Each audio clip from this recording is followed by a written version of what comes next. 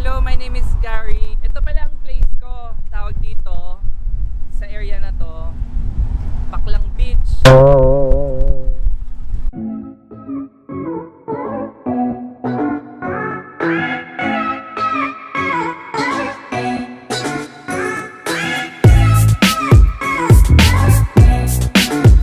I know most of you...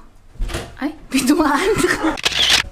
Alam ko madalas tinatanong nyo kung ano bang nararating ng isang Pilipino pag nagmamigrate dito sa New Zealand. So, today, we're going to meet one of my friends here in New Zealand. Hi. Ganon.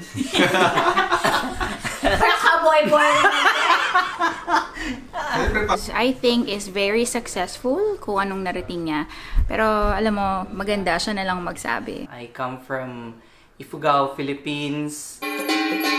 I came here to New Zealand noong 2006. Isa akong nurse sa Ifugao General Hospital. Punta ako dito sa New Zealand kasi alam nyo naman ang mga nurses doon, wala tayong magagandang opportunities doon. Alam ba ninyo na umabot na po sa 200,000 ang walang trabahong nurse sa bansa ayon sa Alliance of Health Workers? Equivalent to New Zealand dollars, ang sweldo ko doon, 400 New Zealand dollars a month. Hindi maganda yun for us. And for a career in nursing, it's not also good there. I had to take this bridging course for 6 weeks to teach us about nursing in New Zealand. Since we can use our nursing degree from the Philippines here in New Zealand, it's just that we have to add up having this 6 weeks course on how New Zealand nursing is.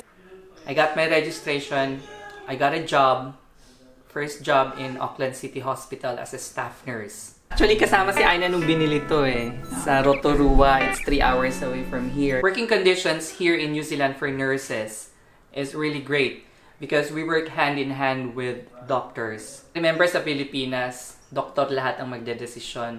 Doktor lahat yung nakakataas sa hospital setting. Dito sa New Zealand, hindi. Pantay kami. The nurse respects the doctor highly, and the doctor respects the nurse highly as well. So the working condition in the hospital setting is really good. Nakakataas yan ng feeling mo bilang isang nurse. Hindi mo isipin na, ay, nurse lang ako. Siya, doktor siya. Ay, dito hindi.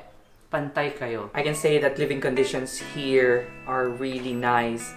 You get the opportunity to be able to afford to, to buy stuff like this. It doesn't really have to be very expensive. They can be basically just what technology can offer you and you can afford them. And these are my Philippine memoirs, which I always keep.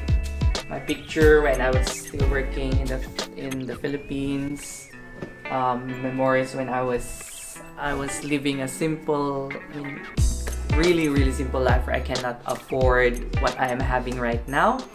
Sa tagal ko na dito, 10 taon na akong nag-nursing dito. Currently, I'm working with the Assessment and Planning Unit of the Emergency Department of Auckland City Hospital, and I take pride of it because the cream of the crop of the nurses are there in the emergency department of this hospital, and Auckland City Hospital is the #1 hospital of the entire New Zealand. Okay, there's an artwork here which is really it's kind of expensive, but yeah, I took pride in owning it, and it's one of the welcoming artworks of my place. Ang masasabi ko, kontento ako dito, 10 taon na ako dito, and I'm happy here. And this is my room. Comfortably living in a bedroom like this. This is where I rest. This is where I stay during my days off. Career-wise, and the environment here is beautiful. I cannot ask for more. I could have given up my American dream, I can say. When I was a kid, I've always seen some people who have beautiful big rooms. I used to have a single bed, and I just thought to myself, sana malaki man lang ang bed ko. Tapos dream ko talaga magkaroon ng katripan na ilaw-ilaw sa gilid. Fortunately, I got it. I was able to apply for my New Zealand citizenship. I now hold a New Zealand passport. If you look onto YouTube, New Zealand is one of the most powerful passports in the world. You can enter around 163, I'm not sure, 163 to 170 countries visa-free. The United States, is 173 countries. The United Kingdom is 174 countries. It doesn't matter. The thing there is, as a New Zealander, you gain a lot of benefits from the government. When you grow old, you're definitely going to be taken care of. And one of the best things here in New Zealand is that New Zealand is number 5 in the healthcare systems of the world, because we have free medical facilities here. When you get sick and you get confined in the hospital, not a single bill for your amoxicillin that are very expensive, or any antibiotics that are expensive. Everything is paid for. People who have cancer, all their chemotherapies are free. People with renal diseases, kidney diseases, all their sessions for their dialysis are free, even if it is everyday dialysis. You don't even need an insurance for healthcare to look after you. Yung mga sapatos na yan, Diyos ko, ewan ko sa Pilipinas. Sa Pilipinas, isa lang yata yung sapatos ko. Isang pang duty, tsaka yung pang labas ko lang na rubber shoes. Andito pa yung shoes ko nung 1999. I bought this sa Mendres. This were my pair of shoes back in 1999. It's just so memorable. It's still wearable, and I brought it here to New Zealand para may nagaglance ako na memory ko when I could not afford a lot of things. So these were my only shoes. I even used this during my interview sa Pilipinas to get a job there. I am proud to have been a Filipino and to be currently a New Zealand citizen. I may hold a New Zealand passport, but I'm still a Filipino. So I'm proud to be coming from both worlds, you know. Filipino tayo, tapos New Zealander pa. So ano pang hahanapin natin?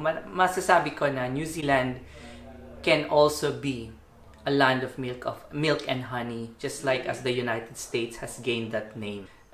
Many have been having a hard time applying for the United States. I had my papers already started to be approved by the United States in 2008, but I chose to stay here. I applied my US application in 2000. Only in 2008 that they responded. 8 years. New Zealand, 8 months. Sa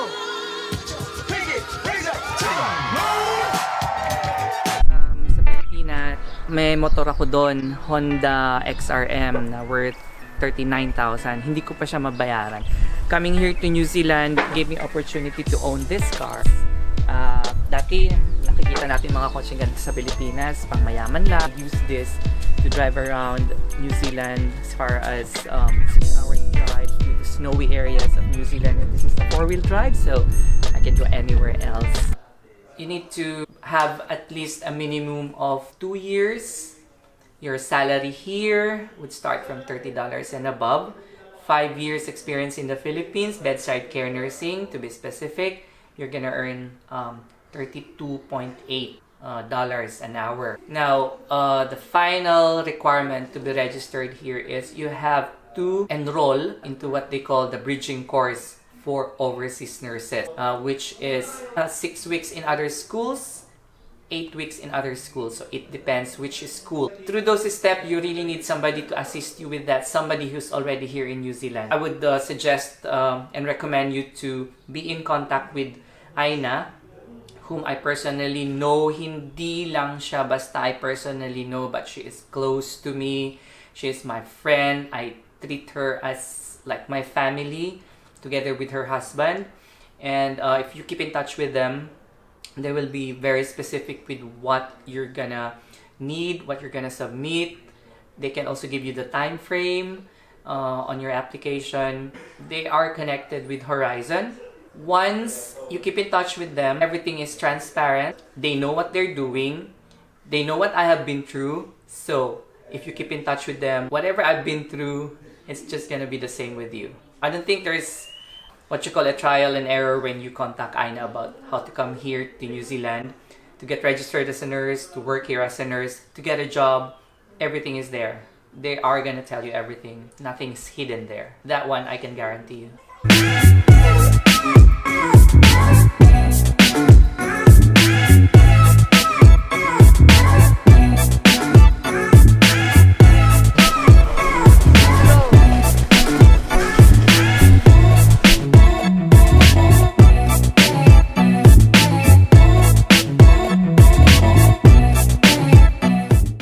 Thailand. Grabe ang nursing dito. Buhay naming nurses dito, very depressed. Walang fulfillment. Tinatrato kami dito na parang manggagawa ng isang factory ng iPhone sa China. Alam mo tawag sa kanya? The The Nega Nega Nurse. Huwag tularan ang Nega Nurse.